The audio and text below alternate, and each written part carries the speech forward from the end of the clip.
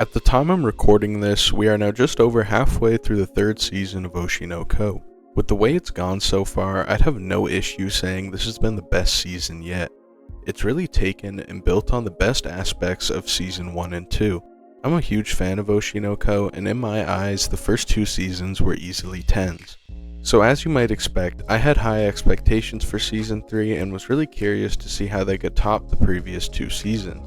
I want to keep this brief since I want this video to be mostly focused on season 3, but the biggest reason I fell in love with Oshi No Ko from the earlier seasons was the perspective it shares on the entertainment industry. And while it's focused on Japan's entertainment industry, specifically idols, which aren't necessarily popular in Western culture, the same ideas still apply to the entertainment industry in places all over the world. If you were to look at Oshi No Ko with no prior knowledge about it, you wouldn't expect it to be a dark revenge story. On the outside, it looks so bright and fun, but it doesn't hold back and really shows how harsh the entertainment industry can really be on the people within it. Now, it's definitely exaggerated for story purposes. A lot of what we see in Oshi No Ko is like worst case scenario situations like with Ai's death or even Akane's attempted suicide. But I love it because it doesn't hold back when it comes to showing off the ugly side of the entertainment industry. Season 3 so far has been the most unsettling to watch because of how Season 1 and 2 built up to where the season is at now. If you've been watching the third season, let me know down below in the comments how you feel about it in comparison to the first 2 seasons. Transitioning into Season 3, the first thing I wanted to talk about was how Ruby has changed since the previous seasons. She used to be a perfect example of the saying, ignorance is bliss, as it was only Aqua who was seeking revenge. But at the end of Season 2, everything changed as Aqua and Ruby basically flipped roles in the story.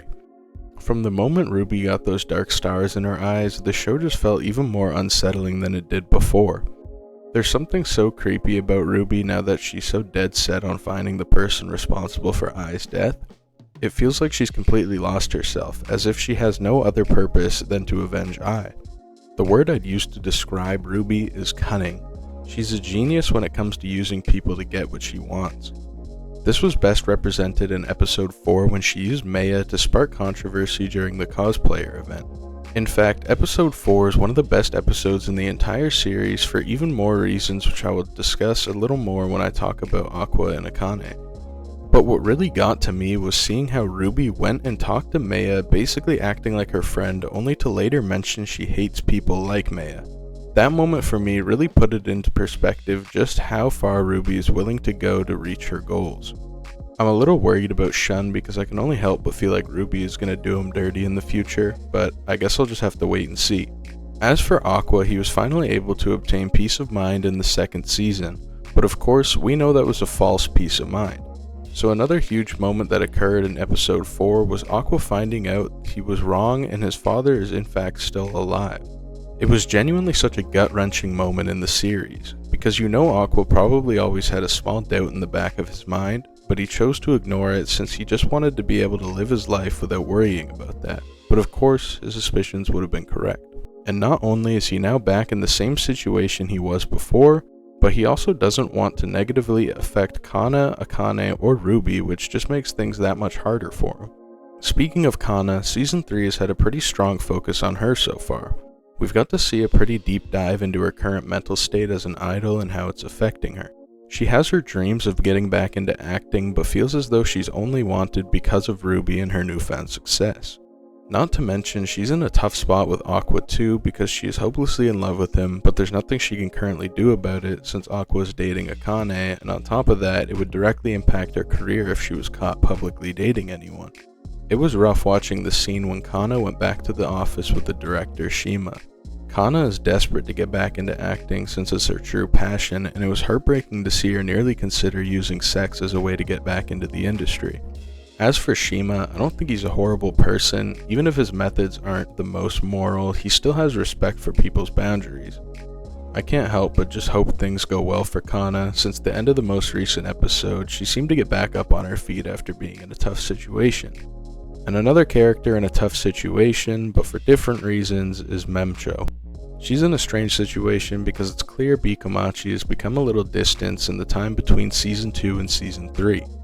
As mentioned before, Kana is still battling with her own feelings and feels as though she's not cut out for being an idol.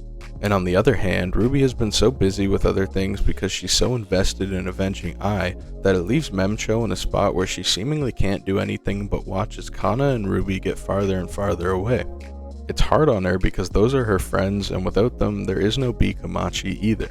The last character I wanted to talk about is Akane. I'd say Akane is my favorite character in the series, and she's had a relatively small role so far in this season, but she has uncovered the biggest clue in the series so far. At the end of episode 4, we saw Akane connect all the dots and figured out who Aqua and Ruby's father is. Something Akane has always been really good at is researching things. We saw something similar previously when she dug into Ai's past in order to act like her. Akane is extremely smart and dedicated. If she sets her mind on something, there's really nothing stopping her from achieving it. I'm curious to see if she'll become more involved in the rest of the season. I get the feeling she will be, since I think we are going to follow as she investigates further into Ruby and Aqua's father. Anyways, finally, to wrap up this video, I wanted to talk about the opening and ending. Oshi No Ko is known for its amazing openings and endings from the first 2 seasons, and I felt like it was going to be hard to come back for season 3 and match the quality of the first 2 seasons. But they did just that and more. In my opinion, this opening is visually the best of the series, and in terms of the music, I really love the song as well. The ending I'd also say has the best visuals in the series, and it's probably the best ending song in the series as well. The ending I'd say also has the best visuals of the series, and it has the best ending song in the series too. It's so hard for me to really rank the songs since I love them all, but let me know down below in the comments how you feel about the new Oshi No Ko opening and ending, and also how do you think they compare to the earlier season's openings and endings. Thank you for watching. Please consider leaving a like and subscribing to my channel for more content like this in the future, as it really helps me out. Have a great rest of your day. Peace.